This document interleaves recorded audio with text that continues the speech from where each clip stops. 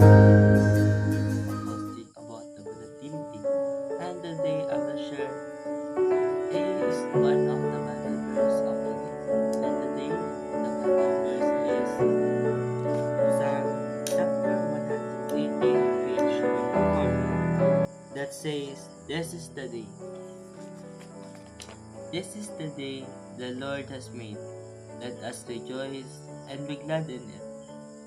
This verse encourages a mindset of joy and gratitude for each new day as a gift from God, urging believers to celebrate the present moment regardless of their circumstances. The meaning of that is that the verse is a call to a celebratory and grateful attitude towards the present, reminding believers that God is the creator and sustainer of each new day. When we apply in our real life, that is, instead of dwelling on past regrets or future worries, the verse encourage focusing on and being thankful for the blessings of the current moment, as it is internationally made by God.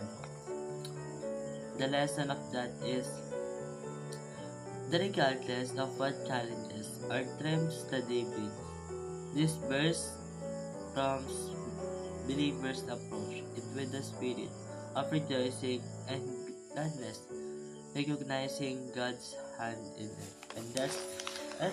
Bye bye. See you on the. Bye guys.